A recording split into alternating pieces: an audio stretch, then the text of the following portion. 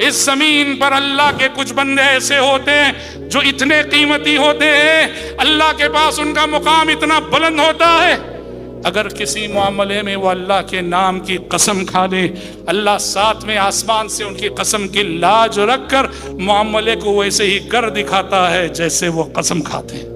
اللہ اکبر، یہ بہت بڑا مقام ہے کہ اللہ کسی بندے سے اس قدر راضی ہو جائے، اس قدر راضی ہو جائے، اس کی عبودیت سے، اس کی بندگی سے، اس کی اطاعت سے، اس کی فرما برداری سے، کہ اسے مانگنا بھی نہ پڑے، اسے پوچھنا بھی نہ پڑے، بس اس کے دل میں خیال آئے، اس کے دل میں ارمان کروٹ لے، اور رب العالمین کی جانب سے اس کی ارمانوں کا لحاظ رکھا جائے، بندے کے جذبات کا جہاں لحاظ ہوتا ہے۔ یہ بہت بڑا انعام ہے جو بندے کو مقام بندگی کے راستے میں ملا کرتا ہے۔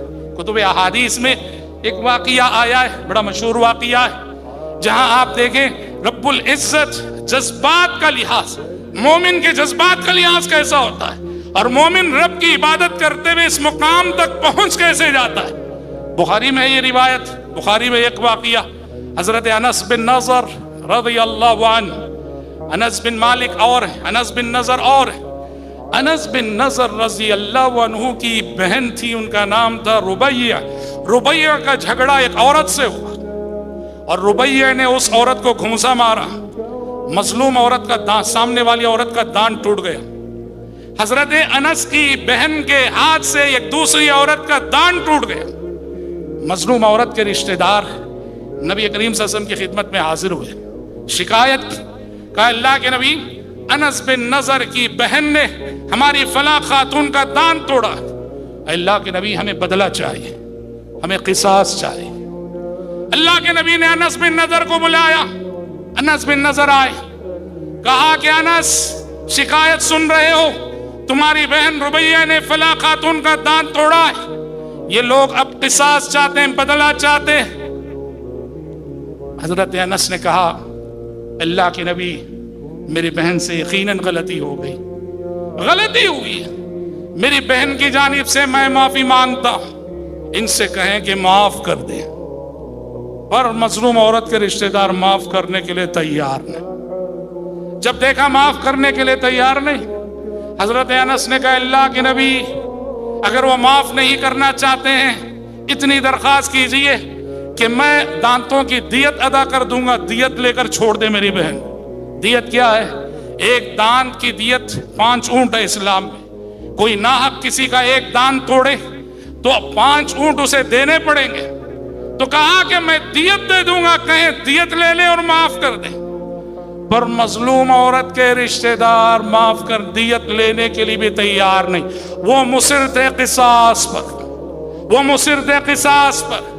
نبی کریم صلی اللہ علیہ وسلم نے کہا کتاب اللہ القصاص یا انس، اے انس، اب قصاص کے سوا کوئی راستہ نہیں، اب تمہاری بہن کا دان تو ٹوٹنا ہی ہے۔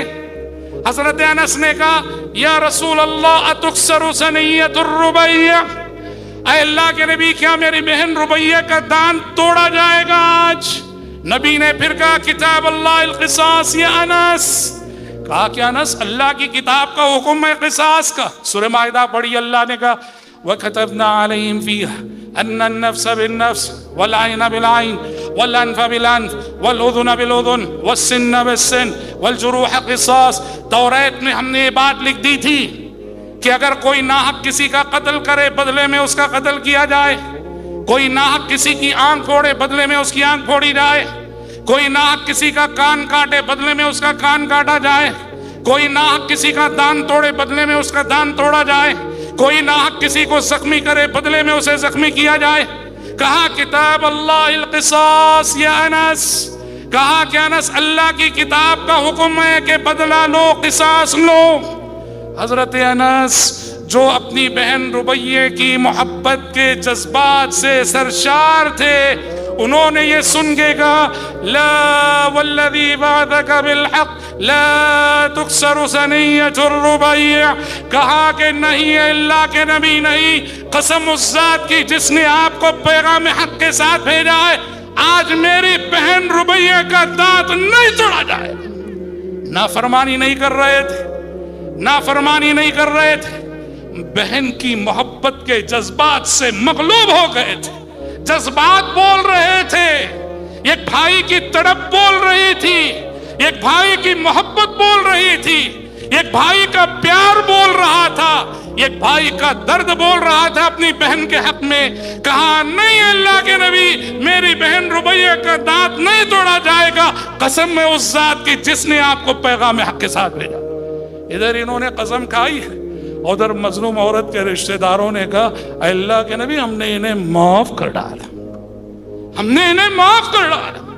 अरे जो लोग थोड़ी देर पहले नबी की दरखास्त पे माफ करने के लिए तैयार नहीं, थोड़ी देर पहले नबी की दरखास्त पे दियत लेके छोड़ने के लिए तैयार नहीं, इस बंदे ने जैसे ही आसमान वाले रब की कसम खाई और कसम खा के कहा, आज मेरी बहन का दांत नहीं टूटेगा, नबी ने वो फौरन उन्होंने कहा कि अल्लाह के नबी हमने माफ कर डाला।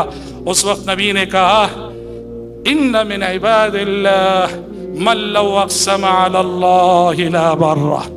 इस जमीन पर अल्लाह के कुछ बंदे ऐसे होते हैं जो इतने कीमती होते हैं, अल्लाह के पास उनका मुकाम इतना बुलंद होता है, अगर किसी मामले में वो अल्लाह के नाम की कसम खा ले, अल्लाह साथ में आसमान से उनकी कसम की लाज रखकर मामले को वैसे ही कर दिखाता है जैसे वो कसम खाते हैं। अल्लाह अकबर। सहाबा में एक और साहबी थे, उनकी भी यही करामत थी, बरा बिन मालिक रज़ी अल्लाह अन्हु।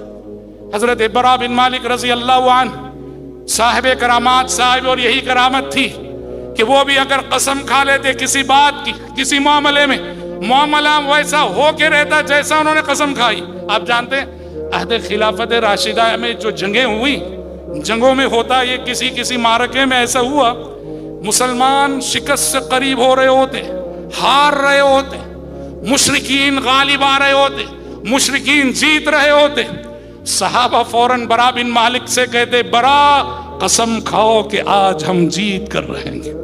हजरत बरा फौरन कसम खाते, कहते कि वो रब्बिल काबा, काबे के रब की कसम आज हम जीत कर रहेंगे।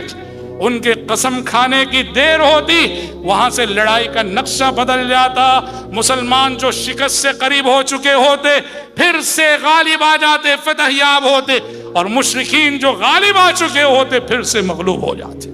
समझते हैं, ये कीमत है एक बंदे की, ये कीमत है एक बंदे की। कौन?